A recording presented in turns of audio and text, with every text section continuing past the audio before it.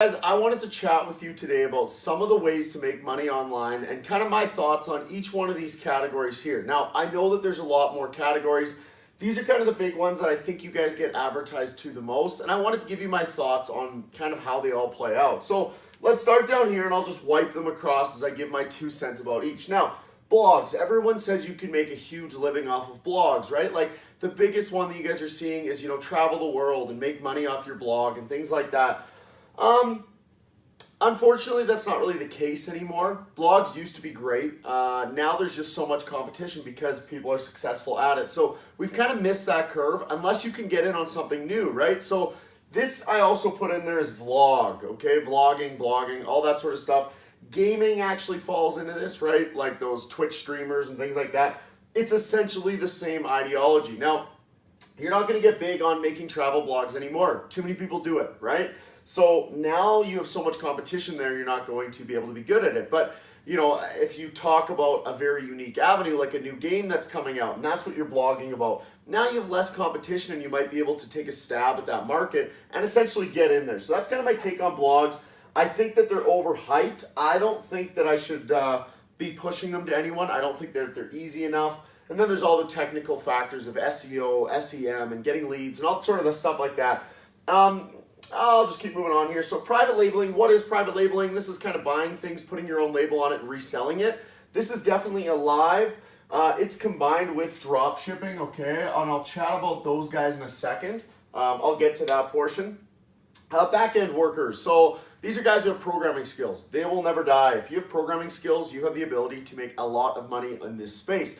So if you know what you're doing in the back-end stuff, try to leverage that. And honestly, if you have any of that expertise, you know what I'm talking about. So I don't even really need to talk about this. The next thing is affiliate marketing. So affiliate marketing is selling other people's stuff, right? And getting a commission basis off of it. So if I had a course out there and I said, you guys can sell this and I'll give you 50% of the revenue generated that you get on each sale. That's what affiliate marketing is essentially. Now, is this dead? No. Long story short, no, it's not. Can you become a millionaire at affiliate marketing still? Maybe, but it's very, very difficult. So the thing with affiliate marketing that's very important to note is you're selling someone else's things. So now, do I recommend it? Yes, you can make money at it. It's definitely great. Don't do this as your career because you never actually own anything. You're getting a portion of the sales, but you don't get that equity, that important equity piece that I really, really want you guys to push for, because now you're growing someone else's business. Yes, they're paying you to do it, but they're the ones ultimately making the huge returns at the end of the day. So affiliate marketing is great.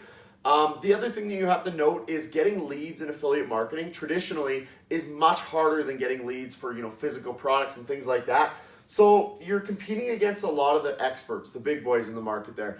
And you need kind of a little bit of money to play in this game. It's not as cheap as some of the other alternative avenues online. So this is kind of where more of the guys like me hang out, where we have a little bit more experience. We have some cash flows. You're competing with some pretty big guys out there. So that's kind of my take on affiliate networking. If you're doing it as a small gig, make $1,000 a month or something like that as a side biz, it's not a bad thing. But if you're trying to make a living off of it, it's not necessarily the best.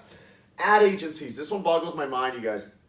Tons of you guys are getting ads for, start your own ad agency. You don't even need to know what you're doing. Blah, blah, blah, blah, blah, blah, blah. Yeah, think about that, okay? You guys are going to start something and you're just going to taint your reputation. It's going to be embarrassing. You're going to get failures. You're going to have all these things, right? So starting an ad agency, if you don't know what you're doing, especially guys, can be incredibly challenging, right? I know what I'm doing, and I'll be the first one to admit I still have failures when it comes to my ad agency, right? Now, obviously mine are a little bit different. They're a little bit more limited, but that's the biggest play there. So you don't want to be one of those guys that doesn't actually know what they're doing and you're making this business false promises and you're kind of just screwing people around, for lack of a better term, right? If you claim to be a doctor and you're not a doctor, it's kind of the same concept. These people come to you trusting you, thinking that you can help them get their business to the next level. But if you've never done it yourself, it's probably not a good idea. Let's stay away from those unless you really know what you're doing. And by that, I mean, you have $1 million in sales. Let's put that as the barrier here. So eBay, Amazon, I'm going to talk about these guys together. eBay is the slightly worse version. Amazon's the slightly better version. these are like, a lot of you guys want to do drop shipping except on these avenues. So you want to sell someone else's stuff, maybe you're private labeling it, and that's why I wanted to leave those up, and you're trying to sell on eBay or Amazon. Now, those avenues are great, okay? They generate traffic. The problem is you're paying huge fees, right? So your marketing expenses won't be as big, but you are paying massive fees, so it kind of compensates that, okay? But what do we do in these avenues? We basically compete on one thing, not even quality.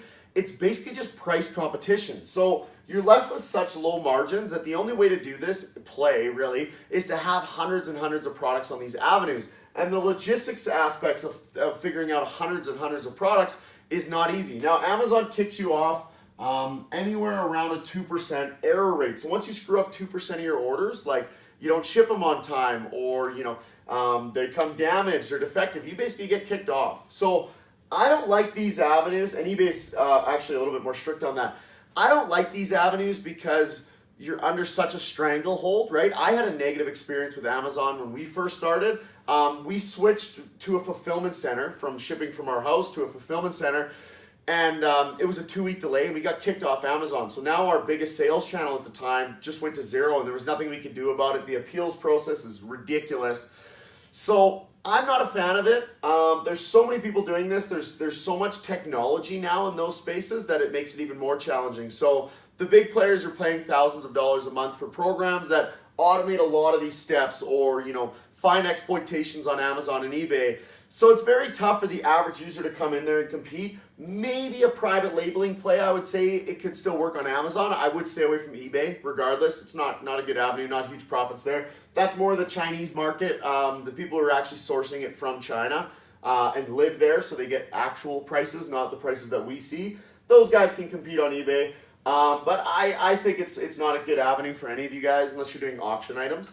Amazon private labeling, that might still be an acceptable avenue, so I'm just going to leave these two up. And I'm just going to put an arrow there and an arrow there. That avenue is not bad. It's not a bad avenue to try out. It's not a lot of startup costs. And then you can get an idea of working with a company like Amazon, how bad it can be and how hard it can be. Now I wanted to leave this up, e-commerce store in combination with these two, right? So what do I mean by this? This is actually running your own store, starting your own business online. Now, is this challenging? Okay, so I'm just going to put the arrow here for now. Is this challenging? Yes, it's become incredibly hard. It's not easy anymore. It's kind of an avenue that's saturated, but the competition that's saturating it isn't that knowledgeable, if that makes sense. It's kind of guys like probably you watching this video who took a stab at making an online store but didn't get sufficient training, that sort of thing. So the way that we compete about 2-3 years ago with this was either you were willing to do it and put in the work and start a store and figure it all out, or you weren't. And that was kind of the competition level. So the guys who started a store and put in that work, generally speaking, succeeded. The guys who didn't, well, obviously they didn't succeed. Now it's kind of everyone is starting the store, but we're not getting close enough to the actual product selection and things like that we should be selling. So we're all selling kind of the same junk because we're Googling things like top selling products 2018, stuff like that. So if you can find your own products that are winners, this avenue is still alive 100%. And it's a great avenue, right? That's basically, for those of you guys that watching that aren't 100% sure, this is what I do as majority of my income. I actually manage stores and find products to sell online that are kind of other people aren't selling, or I think they'll be great in the market. That's kind of what I do. And then I also have an app that automates that kind of thing for you. Not necessarily automates, but helps you, I guess, is the better way to put it. So this avenue is not dead. Trust me, I can speak from experience. It's alive and well. Now, there's a big difference here between drop shipping and private labeling, okay? Now, they are both alive. There's a big difference. When we private label things, we incur an expense. We have to buy the inventory with our label on it, okay? So private labeling is a lot more money, okay? But you're building a brand. When I'm just drop shipping, I'm not building a brand. I'm selling someone else's stuff from China, right? It's not my brand name, but I'm building my company name, okay? But not the brand name. So private labeling is definitely better, but this is a good starting point. I always tell people, start at drop shipping. If you can find profits in drop shipping, then move to private labeling, okay? And when you private label, then you can also just toss it up on Amazon because it's not going to hurt, right? That's kind of my conjunction there, my cue there essentially is start with drop shipping in an online store, find products that other people aren't selling, private label those products, put them in your online store, get rid of those other drop shipped ones, and at the same time, you can make that simultaneous shift to putting those on Amazon, okay? So these are the avenues online, especially for beginners, that I think are still readily available and readily accessible and easier to compete in. Now, it's not easy work, right? The other avenues, yes, there's money in there, but some of them you're starting to compete with experts, a lot more than you are in this e-commerce space, like for the store space. And then others, you're competing with money, right? Money can trump in a lot of these other circumstances. We're in an online store. Money is just how big you want to be, right? So the people who spend $100 in a week on ads, they're still going to live. And the people who spend $20,000 a week on ads, they're still going to live. So it's kind of a level playing field. You're not competing heads up with anyone. You're not in a grocery store aisle. This is an example that I always use. If we're in the grocery store aisle and we're looking at soup cans on the left and we're trying to decide which soup cans we want, that's like Amazon. I can see all of my selection and I can see their prices all side by side. Whereas an e-commerce store, I'm just looking down an aisle, that's this store, right? So I don't have direct comparisons readily available. So when we have direct comparisons readily available online, that's when we start to compete a little bit more. It becomes tough. And that's why people fail, essentially, is because they sell the same junk that everyone else is selling. So that's kind of my take on these different models of online businesses. I know a lot of you guys have been asking me questions about it. So I just kind of wanted to go through the major 9 or 10 there. I don't even remember how many I wrote. Major 9 or 10 avenues online currently, and just my take on them and my thoughts on them, so that you guys can maybe try something out in the right direction. I hope you guys all have a good day. See you later.